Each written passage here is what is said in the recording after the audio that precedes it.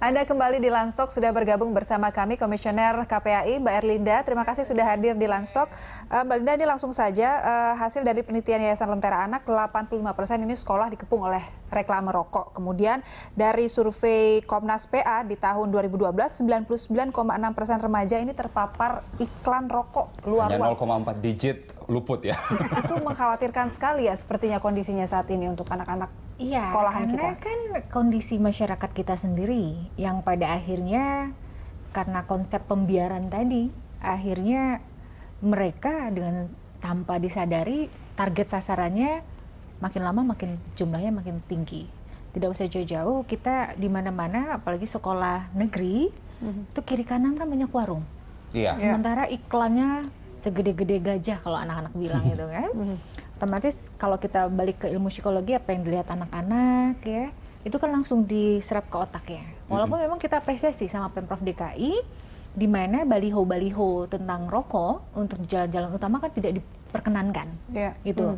Tapi Pemprov selain DKI kan masih menayangkan iklan luar biasa. Oke, itu dari sisi iklannya. Dari sisi regulasi pun juga kan tidak dijalankan, bahwa anak-anak kita tidak diperbolehkan untuk menjadi target sasaran, entah itu anak sekolah dasar maupun anak-anak remaja SMP SMA. Namun amat disayangkan pada saat kita tahu ada data anak-anak kita yang baru lulus SMA itu mereka sudah menjadi salah satu iklan rokok. Ini kan yang kita prihatinkan. Artinya apa? Paradigma dari orang tua itu sendiri pun juga adanya pembiaran, ya. Adanya permisif begitu ya? Iya, seolah-olah dari ya udah, cuman iklan rokok kok. Oke, once. Berikutnya, anak-anak kita jago nih, jago mereka dalam bakat apa? Olahraga. Ya. Tapi yang sponsornya siapa? Nah, ya. itu nggak perlu dong ya. Itu yang sebelumnya tadi kita obrolin, ya kan? Industri rokok itu serigala berbulu domba, masuk lewat yayasan-yayasan amal gitu ya. Yang kami inginkan harapkan tuh adalah dari pemerintah tuh ketegasan terhadap foundation ini sejauh mana mereka memberikan dukungan. Tapi kami dari Komisi Perlindungan Anak Indonesia, no, foundation yang labelnya rokok kami tidak menerima. Untuk anak-anak kami diberikan fasilitas untuk pengembangan minat bakat.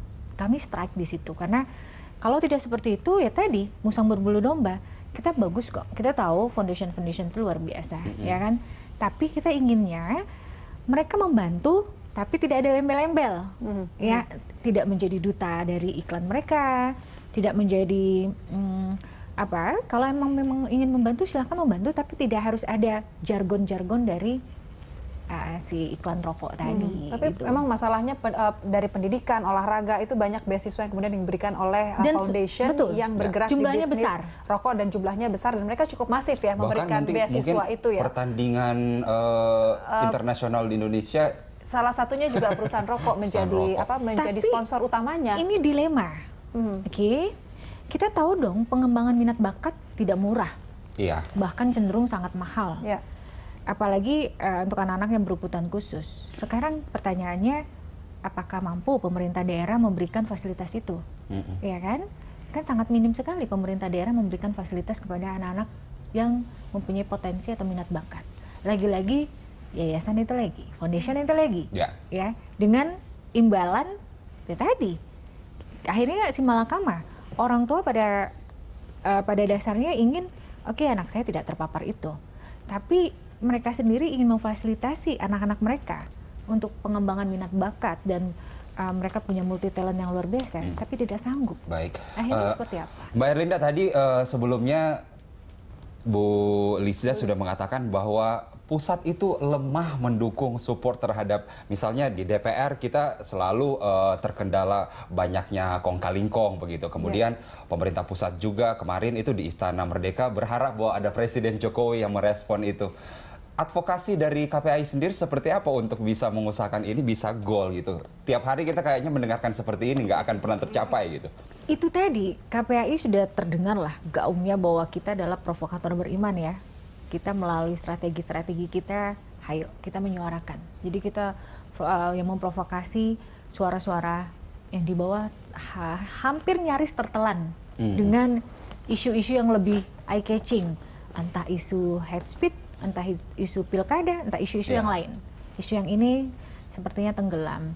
Nah, oleh karena itu ya KPAI mempunyai strategi lebih lanjut, ya kita bersama masyarakat bawah untuk kita nanti bersama-sama dengan rekan-rekan kita yang ada di komisi-komisi, mereka juga harus aware seperti itu, karena mereka yang di atas pun juga kalau kita tidak berikan pemahaman, mereka juga tidak ada rasa. Mbak Erlinda, apa yang bisa dilakukan oleh pemerintah pusat, pemerintah daerah untuk bukan menolak mungkin ya, memang tidak ada sama sekali lah foundation yang berbisnis rokok ini untuk menjadi sponsor, memberikan beasiswa kepada sekolah-sekolah, atau mungkin memang pemerintah daerah tidak cukup mampu untuk mengakomodir prestasi siswa yang ada di daerahnya sehingga melibatkan. Sebenarnya masalahnya cuma kecil, foundation. Apa itu?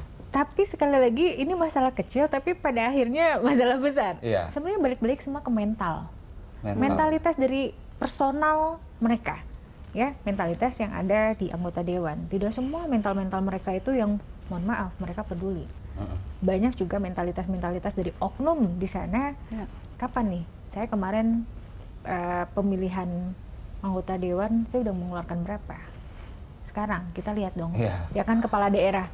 Saya sudah 15 miliar keluar. Masa saya nggak harus balik modal? Jadi mau untuk memfasilitasi anak-anak kita yang berbakat jauh lebih sulit. Oleh karena itu kami sekarang merintis yayasan-yayasan yang sangat tulus, mereka memperhatikan. Walaupun mungkin jumlahnya nggak banyak, hanya sekedar belasan orang, tapi benar-benar pengrekrutan itu ada. Contoh kecil misalnya Yayasan Pandawa Care, kita membentuk anak-anak yang orang tuanya kalau untuk segi finansial itu minim, tapi untuk mereka punya bakat dan yang lainnya itu mereka luar biasa. Kita kerjasama dengan guru-guru yang punya keterampilan profesional, kita bayar subsidi silang. Oke, banyak hal sebenarnya yang bisa dilakukan tanpa melibatkan perusahaan rokok untuk memberikan beasiswa kepada para siswa begitu ya di tiap sekolah. Tapi kalau misalnya menunggu mental dari anggota DPR untuk mendukung, kayaknya kita nggak maju-maju begitu ya. Tapi kan nawacita kan di situ menyematkan bahwa revolusi mental. Iya. Kita tagih dong janjinya Pak Jokowi JK.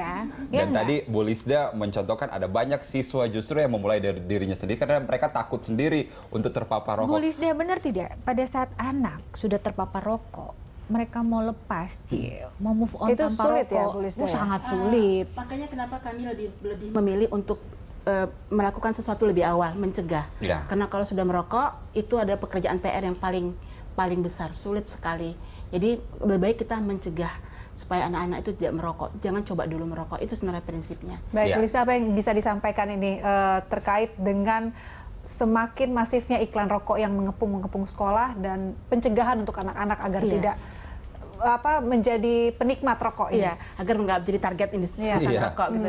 Tentu pertama kami menghimbau semua sekolah, semua dinas pendidikan di seluruh Indonesia dan Pemda di seluruh Indonesia untuk mari perhatikan sekolah-sekolah kita. Sudah banyak peraturan yang menetapkan sekolah itu kawasan tanpa rokok, tidak boleh ada iklan rokok.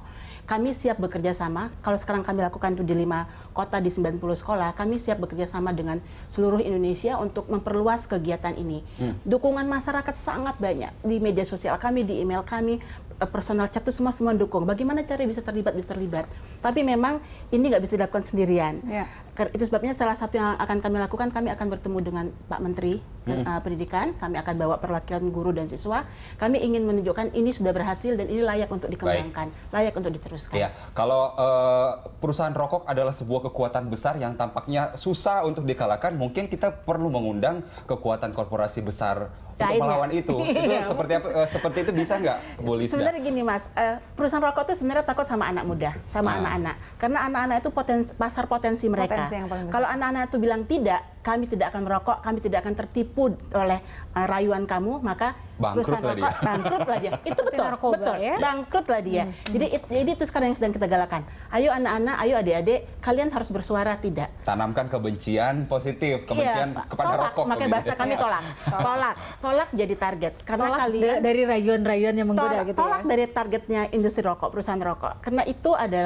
Karena dengan itu kalian bersuara, dengan itu kalian berani menunjukkan siapa diri kalian. Dan itu bisa dimulai dari lingkungan paling kecil keluarga, kemudian ke sekolah-sekolah juga beri perhatian dan pemerintah daerahnya, kepala daerahnya Iya. juga harus aware terhadap permasalahan ini. betul. Baik, terima kasih Bu Lisda, terima kasih Sama-sama. Mbak Erlinda sudah hadir di Terima Landstalk. kasih. Sama-sama. Pemirsa, demikianlah Landstalk hari ini. Anda bisa mengirimkan informasi dan saran kepada kami lewat email di redaksi@berita1.tv. Iya, Anda bisa follow kami juga via Twitter, Facebook, YouTube, dan Instagram. Nantikan Landstalk setiap hari pukul 13 hingga 14 waktu Indonesia Barat. Terima kasih, stop merokok. Stop merokok, sampai jumpa.